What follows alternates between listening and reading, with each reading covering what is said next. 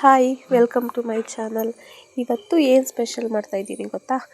ಬದನೆಕಾಯಿ ವಾಂಗಿಬಾತನ್ನ ಹೇಗೆ ಮಾಡೋದು ನೋಡ್ಕೊಳ್ಳಿ. ಬದನೆಕಾಯಿ 3ರಿಂದ 4 ಕುಯ್ಕೊಂಡು ಹೆಚ್ಚಿ ಇಟ್ಕೊಂಡಿದ್ದೀನಿ. ಅದನ್ನು ನೋಡಿ, ಈ ರೀತಿ ಕುಯ್ದು ಇಟ್ಕೊಂಡ್ರೆ ಕನೆ ಸಹ ಆಗೋಲ್ಲ. ನೀರೊಳಗಡೆ ಹಿಂಗೆ ಹಾಕ್ಕೊಂಡು ಇಟ್ಕೊಂಡ್ರೆ ಕಪ್ಪು ಸಹ ಆಗೋಲ್ಲ, ಚೆನ್ನಾಗಿರುತ್ತೆ. 2ರಿಂದ 3 ಈರುಳ್ಳಿನ ಈ ರೀತಿ ಕುಯ್ದು ಇಟ್ಕೊಂಡಿದ್ದೀನಿ. ಟೊಮೊಟೊ 1 ಮತ್ತು ಶುಂಠಿ ಬೆಳ್ಳುಳ್ಳಿ ಪೇಸ್ಟು, ಇಲ್ಲ ಪೇಸ್ಟ್ನಾದರೂ ಮಾಡ್ಕೊಬೋದು, ಇಲ್ಲ ಕೆಚ್ಚಾದರೂ ಇಟ್ಕೊಬೋದು. ಕರ್ಬೇವಿನ ಸೊಪ್ಪು ಸ್ವಲ್ಪ ಹಾಕ್ಕೊಂಡಿದ್ದೀನಿ, ಕೊತ್ತಂಬರಿ ಸೊಪ್ಪು ಸ್ವಲ್ಪ, ಮತ್ತು ಪುದೀನ ಸ್ವಲ್ಪ ಹಾಕ್ಕೊಳ್ಳಿ. ನಿಮಗೆ ಪುದೀನ ಬೇಡ ಅಂತಂದರೆ ಸ್ಕಿಪ್ ಮಾಡ್ಕೊಬೋದು. ನಂತರ ವಾಂಗಿಬಾತ್ ಪೌಡ್ರು 2 ಸ್ಪೂನ್ ಹಾಕ್ಕೊಂಡಿದ್ದೀನಿ, ಧನಿಯಾ ಪೌಡ್ರು 1 ಸ್ಪೂನ್ ಹಾಕ್ಕೊಂಡಿದ್ದೀನಿ, ಖಾರದ ಪುಡಿ ಅರ್ಧ ಸ್ಪೂನು, ಗರಂ ಮಸಾಲ 1 ಸ್ಪೂನ್ ಹಾಕ್ಕೊಂಡಿದ್ದೀನಿ, ಮತ್ತು ಅರಿಶಿನದ ಪುಡಿ ಒಂದು ಅರ್ಧ ಸ್ಪೂನ್ ಹಾಕ್ಕೊಳ್ಳಿ. ಅವೆಲ್ಲನೂ ಸಪ್ರೇಟಾಗಿ ಸ್ವಲ್ಪ ಹಾಕ್ಕೊಂಡು ನಾನು ಎಷ್ಟು ಹೇಳಿದ್ದೀನೋ ಅಷ್ಟು ಎತ್ತಿ ಇಟ್ಕೊಳ್ಳಿ. ಅವನ್ನೆಲ್ಲನೂ ಹಾಕಿದ್ರೆ ಟೇಸ್ಟು ಸಹ ತುಂಬಾ ಚೆನ್ನಾಗಿರುತ್ತೆ ನಿಮಗೆ. ಮತ್ತು ಅಕ್ಕಿನ 2 ಪಾವನ್ನ ಹಾಕ್ಕೊಂಡು ಇಟ್ಕೊಂಡಿದ್ದೀನಿ. ನಾನು 4ರಿಂದ 5 ಜನಕ್ಕೆ ಮಾಡ್ತಾಯಿದ್ದೀನಿ, ಹಾಗಾಗಿ 4ರಿಂದ 5 ಜನಕ್ಕೆ ಮಾಡೋದ್ರಿಂದ 2 ಪಾವನ್ನ ಹಾಕ್ಕೊಂಡು ಇಟ್ಕೊಂಡಿದ್ದೀನಿ. ನಿಮಗೆ ಎಷ್ಟು ಬೇಕೋ ಅಷ್ಟು ಹಾಕ್ಕೊಂಡು ಇಟ್ಕೊಳ್ಳಿ. ಗ್ಯಾಸ್ನ ಹಚ್ಕೊಳ್ಳಿ. ಯಾವುದು ರುಬ್ಬೋ ಅಂತ ನೆಸೆಸಿಟಿ ಇರೋಲ್ಲ, ಕ್ವಿಕ್ಕಾಗುತ್ತೆ. ಲಂಚ್ ಬಾಕ್ಸಿಗೆಲ್ಲ ತುಂಬಾ ಚೆನ್ನಾಗಿರುತ್ತೆ. ಗ್ಯಾಸ್ ಹಚ್ಚಿ ಮತ್ತು ಕುಕ್ಕರ್ನ ಇಟ್ಬಿಟ್ಟು ಎಣ್ಣೆನ ಬಿಟ್ಟಿದ್ದೀನಿ. ಇವಾಗ ಸಾಸಿವೆನೂ ಸಹ ಅದಕ್ಕೆ ಆ್ಯಡ್ ಮಾಡ್ಕೊತಾ ಇದ್ದೀನಿ. ನಂತರ ಅದಕ್ಕೆ ಕರಿಬೇವಿನ ಸೊಪ್ಪು ಸ್ವಲ್ಪ ಹಾಕ್ಕೊಂಡಿದ್ದೀನಿ.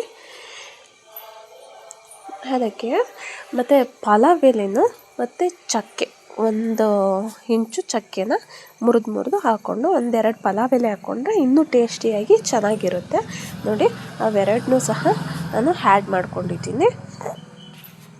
ಆ್ಯಡ್ ಮಾಡಿಕೊಂಡು ಸ್ವಲ್ಪ ಎಣ್ಣೆಯಲ್ಲಿ ಲೈಟಾಗಿ ಫ್ರೈ ಮಾಡ್ಕೊಳ್ಳೋಣ. ಫ್ರೈ ಮಾಡ್ಕೊಂಡಿದ್ದ ನಂತರ ಅದಕ್ಕೆ ಶುಂಠಿ ಬೆಳ್ಳುಳ್ಳಿನ ಹಾಕ್ಕೊತಾ ಇದ್ದೀನಿ. ಶುಂಠಿ ಬೆಳ್ಳುಳ್ಳಿ ಸ್ವಲ್ಪ ಎಣ್ಣೆಯಲ್ಲಿ ಫ್ರೈ ಆದಷ್ಟು ಅದ್ರದ್ದು ಸ್ಮೆಲ್ಲೆಲ್ಲ ಹೋಗುತ್ತೆ, ಚೆನ್ನಾಗಿರುತ್ತೆ. ಹಾಗಾಗಿ ನಾನು ಶುಂಠಿ ಬೆಳ್ಳುಳ್ಳಿ ಪೇಸ್ಟ್ನ ಫಸ್ಟು ಹಾಕ್ಕೊಂಡಿದ್ದೀನಿ. ನಂತರ ಅದಕ್ಕೆ ಈರುಳ್ಳಿ ಸಹ ಆ್ಯಡ್ ಮಾಡ್ಕೊತಾ ಇದ್ದೀನಿ. ಆ್ಯಡ್ ಮಾಡಿಕೊಂಡು ಸ್ವಲ್ಪ ಫ್ರೈ ಮಾಡ್ಕೊಳ್ಳಿ. ಫ್ರೈ ಮಾಡ್ಕೊಂಡಿದ್ದ ನಂತರ ಅದು ಫ್ರೈ ಮಾಡ್ಕೊಳ್ಳಿಲ್ಲ ಅಂದರೆ ಈರುಳ್ಳಿ ಹಂಗಂಗೆ ಸಿಗುತ್ತೆ, ಕೆಲವ್ರಿಗೆ ಇಷ್ಟ ಆಗೋಲ್ಲ. ಹಂಗಾಗಿ ಆ ರೀತಿ ಹುರ್ಕೋಬೇಕು. ಟೊಮೊಟೊನೂ ಸಹ ನೀಟಾಗಿ ಕುಯ್ದು ಇಟ್ಕೊಂಡಿದ್ದೀನಿ. ಟೊಮೊಟೊ ಸಹ ಆ್ಯಡ್ ಮಾಡಿಕೊಂಡು ಸ್ವಲ್ಪ ಲೈಟಾಗಿ ಅದನ್ನು ಹುರ್ಕೋಬೇಕು. ನಂತರ ಅದಕ್ಕೆ ಉಪ್ಪು ಹಾಕ್ಕೋಬೇಕು. ಉಪ್ಪು ಹಾಕ್ಕೊಂಡಿದ್ದ ನಂತರ ಅದಕ್ಕೆ ಬದನೆಕಾಯಿನೂ ಸಹ ಹಾಕ್ಕೋಬೇಕು. ಬದನೆಕಾಯಿ ಹಾಕ್ಕೊಂಡ್ರೆ ನೋಡಿ ಈ ರೀತಿ ಫ್ರೈ ಆಗಿರುತ್ತೆ. ಅದು ಏನಕ್ಕೋಸ್ಕರ ಉಪ್ಪು ಫಸ್ಟ್ ಹಾಕ್ಕೊತಿದ್ದೀನಿ ಅಂದರೆ ಟೊಮೊಟೊ ಎಲ್ಲ ನೀಟಾಗಿ ಬೇಯ್ಕೊಂಡಿರುತ್ತೆ, ಹಂಗಾಗಿ ಬಾಯಿಗೆಲ್ಲ ಸಿಗೋಲ್ಲ. ಹಂಗಾಗಿ ಆ ರೀತಿ ಫಸ್ಟೇ ಉಪ್ಪನ್ನ ಹಾಕ್ಕೊಂಡಿದ್ದೀನಿ. ಅದಾದಮೇಲೆ ಮಸಾಲೆ ಐಟಮ್ಸ್ಗಳನ್ನೆಲ್ಲ ಇಟ್ಕೊಂಡಿದ್ದೆ ಅಲ್ವಾ, ಅದನ್ನೆಲ್ಲ ಹಾಕ್ಕೋಬೇಕು. ಪುಡಿಗಳ್ನ ಹಾಕ್ಕೊಂಡು ನೋಡಿ ಈ ರೀತಿ ಹುರ್ಕೋಬೇಕು. ಹುರ್ಕೊಂಡಿದ್ದ ನಂತರ ಸ್ವಲ್ಪ ನೀರು ಹಾಕ್ಕೊಳ್ಳಿ. ಸ್ವಲ್ಪ ನೀರು ಹಾಕ್ಕೊಂಡಿದ್ದ ನಂತರ ಸ್ವಲ್ಪ ಲೈಟಾಗಿ ಫ್ರೈ ಮಾಡ್ಕೊಳ್ಳಿ. ಫ್ರೈ ಮಾಡ್ಕೊಂಡಿದ್ದ ನಂತರ ನೋಡಿ ಈ ರೀತಿ ಬೆಂದಿರುತ್ತೆ. ಅಕ್ಕಿನ ತೊಳೆದ್ಬಿಟ್ಟು ನೀಟಾಗಿ 2 ಸಲ ವಾಶ್ ಮಾಡ್ಕೊಳ್ಳಿ. ವಾಶ್ ಮಾಡ್ಕೊಂಡಿದ್ದ ನಂತರ ಅದಕ್ಕೆ ಆ್ಯಡ್ ಮಾಡಿಕೊಂಡು ಸ್ವಲ್ಪ ನೀರು ಹಾಕ್ಕೊಂಡಿರ್ತೀರಲ್ವ, ಅದರಲ್ಲೇ ನೀಟಾಗಿ ಕೈ ಆಡಿಕೊಂಡ್ರೆ ಅದು ಅಕ್ಕಿನೂ ಸಹ ಗಿನ್ಸ್ಲಾಗಲ್ಲ, ನೀಟಾಗಿ ತುಂಬ ಸ್ಮೂತಾಗಿ ಬಂದಿರುತ್ತೆ.